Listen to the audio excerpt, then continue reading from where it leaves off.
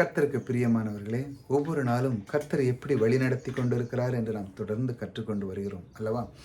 கர்த்தர் நம்மை எப்படி வழிநடத்துகிறார்?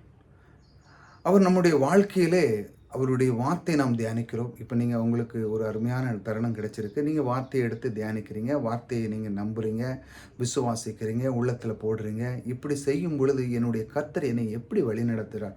நான் சில சமயங்கள்ல சோர்ந்து போயிருந்தேன். சில சமயங்கள்ல எவ்வளவோ விட்டு விலகி இருந்தேன்.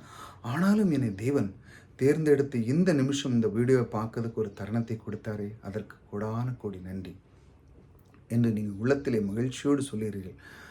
ஆகையால் தேவன் அதை பார்க்கிறார். என் பிள்ளை இந்த அளவுக்கு எதெல்லாம் விட்டிருந்தாலும் மீண்டும் என் உள்ளத்தை அவன் பார்க்க, என்னுடைய கிருபையை அவன் அறிந்து கொள்ள, நான் என்னுடைய வழிநடத்தலை அவன் அறிந்து கொள்ள வந்து விட்டான். ஆகையால் நான் அவனுக்குள்ளே இருந்து அவனுடைய வாழ்க்கையில் எல்லா விதத்தையும் நான் அவனுக்கு ஆசீர்வதிப்பேன் என்று சொல்லி உங்களை வழிநடத்த விடுகிறார். அதான் கர்த்தர் எப்படி வழி நடத்துகிறார் என்றால், உங்கள் உள்ளத்திலே அவர் வந்து கிரியை செய்து உங்கள் உள்ளத்திலே அவர் தங்க ஆரம்பிக்கிறார். பாருங்கள், அவருடைய வார்த்தைக்கு நேராக போவோம். என் இருதயம் கர்த்தருக்குள் கலிகூறுகிறது, என் கொம்பு கர்த்தருக்குள் உயர்ந்திருக்கிறது, என் பகஞ்சரின் மேல் என் வாய் திறந்திருக்கிறது, உம்முடைய இரட்சிப்பினாலே சந்தோஷம் படுகிறேன். பாருங்க, என் இருதம் கர்த்தருக்குள் கலிகூறுகிறது. தேவனுடைய வார்த்தையிலே, தேவனுடைய வார்த்தை உள்ளத்தில் வைத்த உடனே தேவனுக்குள்ள என்ன நடக்குன்னா, ஆண்டவரே, இத்தனை நாள் எதையோ இப்படியோ பின்பற்றி இருந்தேன். ஆனால் நம்முடைய வார்த்தை என்னை மகிழ செய்கிறது, கலிகூற வைக்கிறது, என்னை உயிர்ப்பிக்கிறது. நான் மரணத்திலே ஓலையில் இருந்த நேரத்திலே என்னுடைய வார்த்தை என்னை உயிர்ப்பித்து மீண்டுமாக ஒரு அற்புதமான இந்த கீர்த்தனம் பண்ண, பாடல் பாட, சந்தோஷமாக உம்முடைய சபைக்கு வந்து நிற்க, எல்லாத்துக்கும் ஒரு ஆனந்தத்தை கொடுத்த உம்முடைய வார்த்தை என்னை கலிகூறுகிறது என்று சொல்லி அவன் வந்து நிற்கிறதுக்கு காரணம் என்றால் தேவன் அவனை அந்த அளவுக்கு வழி நடத்துகிறார். பாருங்கள், என் கொம்பு கர்த்தருக்குள் உயர்ந்திருக்கிறது. கொம்புன்னா எப்படின்னா ரெண்டு கொம்பு அப்படி மேலே அப்படியே நிற்கிறது இல்லை. கொம்புனா நீங்கள் எல்லா விதத்திலும் ஆசீர்வாதத்தில் இருக்கீங்கன்னு அர்த்தம். உங்களுக்கு ப்ராஸ்பெரிட்டி, அதாவது நீங்கள் எல்லாத்துலேயுமே செழித்திருக்கீங்க. உங்களை பார்த்து மற்றவங்க பொறாமப்படணும், அந்த அளவுக்கு நீங்கள் செழித்திருக்கீங்க.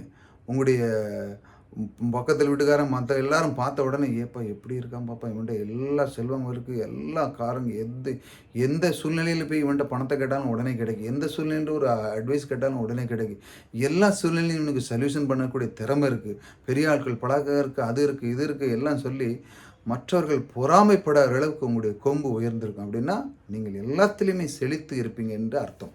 பாருங்கள், அடுத்த பாருங்கள், என்ன பாருங்கள், என் பகைஞர் மேல் என் வாயை பகைஞர்கள் எப்படி இந்த மாதிரி இருக்கும்போது அவர்கள் எதாட்டு பண்ணி அவனை எதாட்டு செஞ்சு எதாட்டு பண்ணணும் தான் இருப்பான். ஆனாலும் தேவன் அதிலிருந்து உங்களை விடுவிக்கிறார். பாருங்கள், உம்முடைய ரட்சிப்பினால் சந்தோஷப்படுகிறேன்.